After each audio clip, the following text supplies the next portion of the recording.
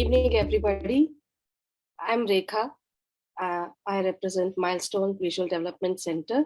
I'm an optometrist and vision therapist, and also the clinic director of the center. So today we're going to talk about a few things related to vision. Okay. So let me share my screen now. Today we're going to talk about vision and autism.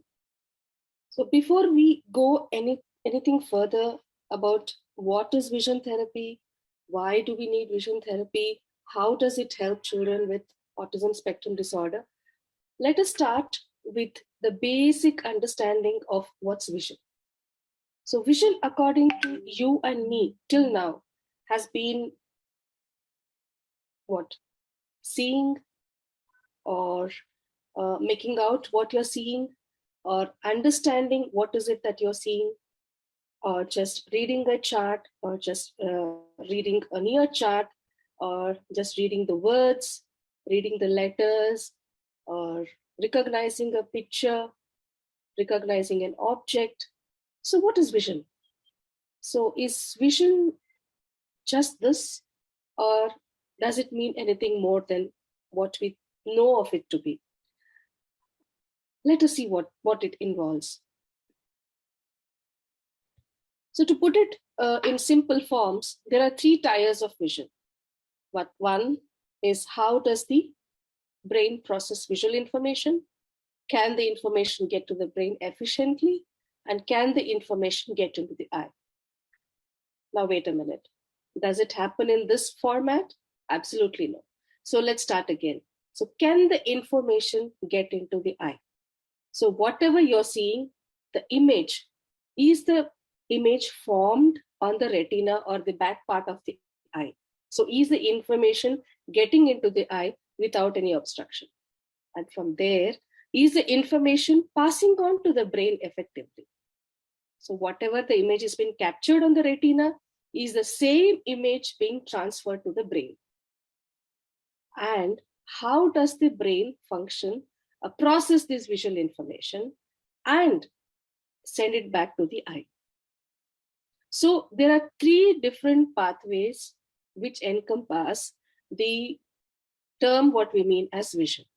So what happens if there is an obstruction or any deficiency in either of the pathways? Can we consider our vision to be complete? No. An obstruction to any of these pathways, how does it present? Does it present in the same way? Or are there different manifestations of these deficiency? Let's see. First of all, let us try to understand why vision problems have such far-reaching consequences. Because, to be put in simple terms, God has made us visual, isn't it? So more than 3/4 of the cranial nerves are used in just the process of vision. So how does vision affect? Vision affects a lot more things than just our simple aspect of seeing. And most of the information that is required for the human development, for the child development, for our brain development comes through visual processes. This is one of my favorite charts. When you go for an annual eye exam, what happens there? You can see a chart at a distance. You're made to read the chart.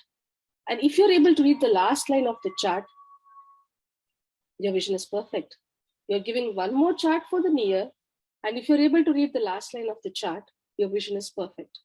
Well, this picture depicts that a child who can read in any of this way can still clear the standard 20/20 chart test. So when we say our vision affects us in so many various ways, in so many various systems, then we can comprehend. Can a simple reading test be enough to analyze and assess our visual system? Absolutely not. So when our vision is dynamic, so should be our assessment of it. Yes, vision is our dominant sense. 80% of our learning happens to vision. It controls balance. In fact, it controls salivation also. Can you salivate at your pizza without seeing it? No.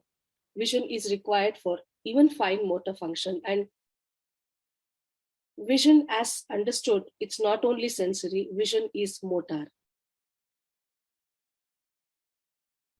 So, how difficult is it for a child with autism when the visual system is not up to the mark, or the child is not able to rely on its visual system to explore the world? Now, when it comes to autistic children, lot of their behavior tends to be brushed under the carpet of autism, whereas it could be as a basic eye disorder. I i mean, it's so basic that it can be absolutely corrected.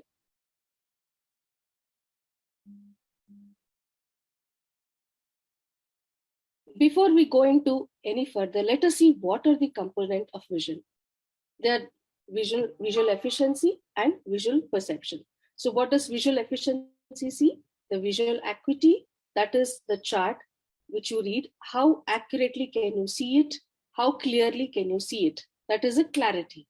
Oculomotor movements and visual field. Visual field is how is your peripheral vision? Are you able to see through all the gazes surrounding your eyes? And then you go to higher order like visual perception, whereas visual discrimination, visual memory, visual form constancy, visual closure, and visual figure ground. So what is vision therapy? Vision therapy is a top-down approach where we train the brain to control the eyes. Now, there are two things when we talk about it. One is your central vision, okay, and one is your peripheral vision. So both of them are very important, and if both of them are robust, that is when you can tell your visual system is up to the mark. So when you're checking the visual acuity, you're actually checking only central vision, which is only 6% of your entire visual system. So if you're checking only for the visual acuity and stopping there and not doing further assessment, you're checking only for the 6% of the visual system. So what we do is a top-down approach. We train the brain to control the eyes. And there are different aspects of vision that we assess and work upon, right from fixation, how well is the gaze, how is the fixation, is the child able to hold the fixation, how are the eye movements, and then go on to higher order deficiencies. And how we do that? We do a complete binocular vision assessment. So what are the 7 Fs that we test? Fixation, following, focus. Is the child able to fusion, flexibility, field of the vision, and fatigue? How robust is the visual system? So when does vision therapy help? Not only in ASD, but in children with brain injury, ADHD, reading difficulties, struggling in sports, lazy eye, squint, or strabismus. In fact, according to a recent research, children with ASD present with a higher prevalence of strabismus or eye turn, almost maybe 21 to 50% prevalence compared to non-ASD children. That is a very high prevalence of squint or eye turn, double vision, headache, and visual stress. So how does vision therapy help? It reorders the visual organization, refines the visual system, accommodation and convergence, helps in visual integration. Vision as a system does not help the child or individual if it works on its own. It has to be integrated with our other systems like visual auditory, visual memory, visual motor, hand-eye coordination. So when all these systems work in tandem with our visual system, that's when our visual system will really help us. So what are the visual symptoms that we can see usually in children with autistic? looking out of the corner of the eye. We have seen many children do this with the corner of the eye, visual stimming with the hands in front of one another. They have very short sitting tolerance, turn head to the left to view the objects. And we have seen many children who see the object, turn around, and then gasp it. Bends head towards either shoulder, head tilt, covers or closes an eye while looking at an object, rubs and blinks frequently, and eyes tend to water, continues moves his head to strange positions to do tasks. This is nothing but a visual compensation that the child develops, seeking visual input like rotating lights or staring at lights. And yeah, like I said, looking at something and then looking away to picking up. So these are some of the common visual symptoms that we see in autistic children. But sadly, all these symptoms are thought to be the part of autism. Not really. Most of these behaviors, though it is very typical of an autistic child, in truthfully actually present as a result of reduced vision or visual skills. So what are the common visual issues that we see? The refractive error, that is very high instance of power. In simple sense, either it's minus or plus. And ocular misalignment for near and distance, that is nothing but your squint. And 21% of them were strabismus at far distances. And they use their visual information ineffectively, have hypersensitive vision, leading to being visually defensive. So these are the common visual issues that we see in autistic children. Eye contact issues. Now, this is one of the biggest thing that we see day in and day out with the children who come to our center. Eye contact. Eye contact need not be just a result of being autistic. It has to do a lot with their visual system not working up to the mark. Tracking deficits, inaccurate eye movements, overfocalization. Either there is a lag of the eye movements or they overdo it. Convergence insufficiency, that is poor coordination. So when we tend to read or look at a near object, our both eyes converge. So when my both eyes are supposed to converge, but one eye goes to the right, what happens? Is my visual system up to the mark? Will I be able to sit and do near work, or will my sitting tolerance be up to the age appropriate? The function of the brain's only function is it tries to avoid confusion. So when I'm converging, when the eyes come closer and one eye goes right, there are two different images being projected by both the eyes to the brain. So the brain wants to avoid confusion. What does it do? It shuts down one eye and just takes the information from the other eye, right? So this in turn results in amblyopia or lazy eye. Yes, so this eye over a period of time stops functioning, and only the one eye starts functioning. So this syndrome you can also call as lazy eye or bully eye, because this eye is bullying over the other eye. Poor central and peripheral visual integration. So if your vision is too central, what happens? What anyone who passes by in the side, or any input which is coming from the sides of it, is not appreciated by the individual. And if your vision is too peripheral, what happens? Imagine a child with autism whose vision is peripheral, but you're giving him reading material or work material here. Would the child be able to appreciate it? The same thing with the vision being central. If you're introducing any work or play material in the sides or in another gaze, the child will not be able to appreciate it. Poor sensory integration of vision with other senses. So what do we try to achieve when it comes to vision therapy? Organize their visual space, gain peripheral stability, attend and appreciate central vision, and gain efficient eye coordination, and ultimately, improve visual information processing. So here are some of the oculomotor procedures that we use. One is a heart chart, where you see the near reading and the distance reading. And these things are accommodative and convergative also. So what we do is these procedures are altered according to the child's need and levels. So we always start with what the child can do and then go on to what the child cannot do. Motor and vestibular helps with balance, walking, rail, and jumping and hopping. So these are the few activities which we tend to do with the children. And these are the other vision therapy procedures which are usually used.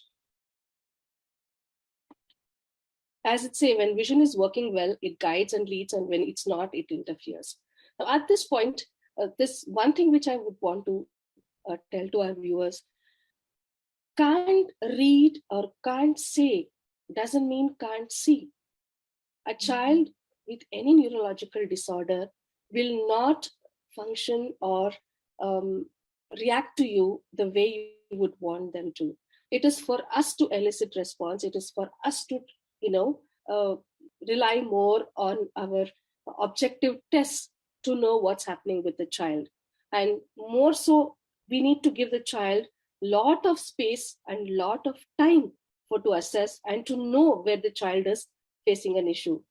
There are a lot of children with autism who have seen exceptional success when it comes to their visual symptoms like stimming, like a lack of eye contact, and toe walking, right? So think of it in this way. You're walking on a road which is filled with water. So you're not clear what is the depth of water. How would you walk on it?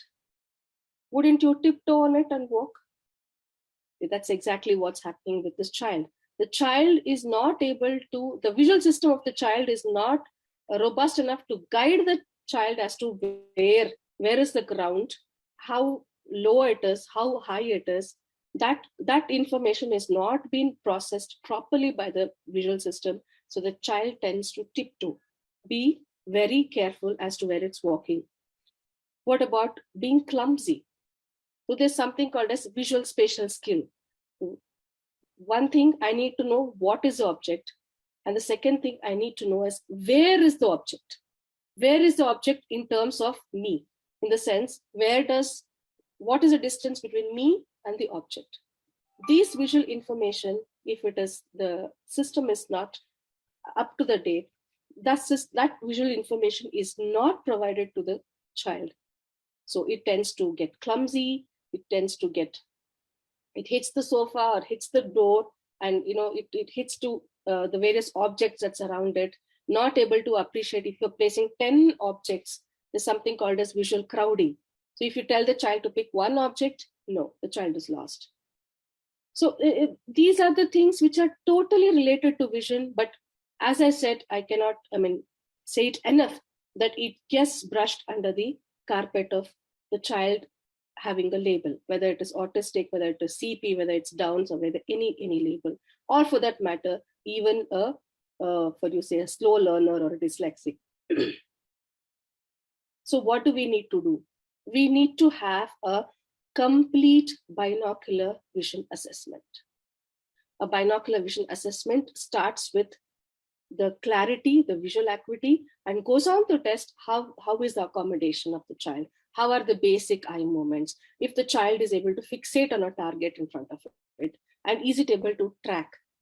And if is the tracking smooth or is it jerky? And how well is its balance? How well is its visual skill? How well is its depth perception?